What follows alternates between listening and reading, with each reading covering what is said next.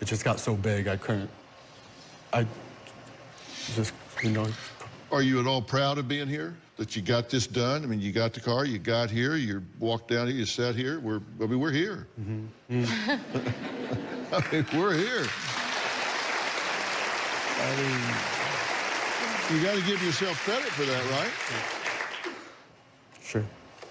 What do you think about that? Extremely proud. When he sits in front of people, they have a hard time understanding that he's very sick. Our own friends and family and people who are close to him are just now starting to understand how serious. I'm curious if you judge other people that way.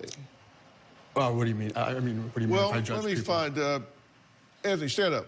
Here's an audience member here. Let's assume that he has OCD. He has ritualistic behaviors. He has to go through all of these different behaviors in order to leave the house, to go from one room to another. Would you tell him you are shameful, you should hide that, no, you should hang your head in shame? No. It'd be comforting to know that somebody else is. Not that I wish it upon anybody, because I don't, but, you know, that's somebody I would like to hang out with, probably. So you would have empathy for him, Absolutely. but not for you. That is really interesting. How about you? Would you shame him? Absolutely Would not. you put him in a shame tent and Absolutely tell not. him he needs to hide his head? No, absolutely not. But yet you've been part of this mission to hide this in shame. Because people don't understand. I mean, we have opened up and told people, and they just don't understand. Why can't he just tell him to go? Just tell him to get up. Just tell him to get a job. Just tell him to go out the door. Don't just tell him he can't do that. So it's so complicated to try to explain and to describe to people. And if it were one or two ritualistic behaviors, that would be different. But he has thousands. But what other people think of you is none of your business.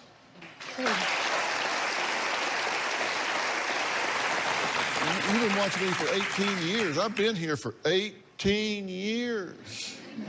Where have you been? Hiding, I guess. Look, I hate that there is shame associated, stigma associated with mental illness. To me, it's no different than having diabetes or rheumatoid arthritis or any other disorder. You just have to deal with it. And I'm happy that's coming out. That's one of the reasons I'm here. Last time I cleaned up is when I had to go to, I went to New York to visit my family. So you cleaned up to go see your family? Yeah. Well, actually, Mike's brother, Jason, is here.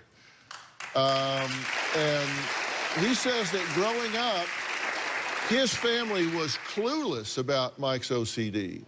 So we're going to meet him, and we're going to talk about that next.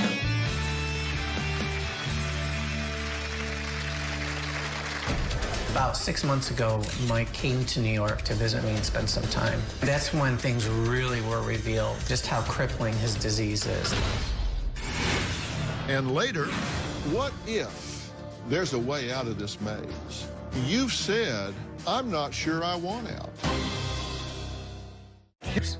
I hate even going near it. I mean, I'll purposely avoid drinking or eating just so I don't have to go to the bathroom. That's just one last job I have to do that day. One less task. That's why I really want some water right now, but I'm being careful not to drink too much. It usually takes me at least 45 minutes to urinate. I've positioned the rugs the right way. Now I can enter the bathroom and start the process of going to the bathroom.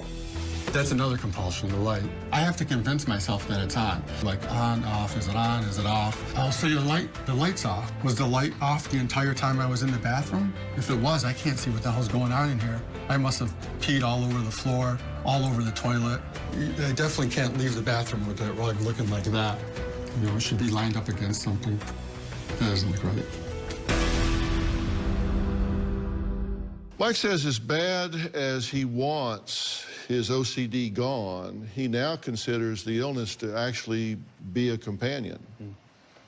His wife, Robin, says the disease has made her life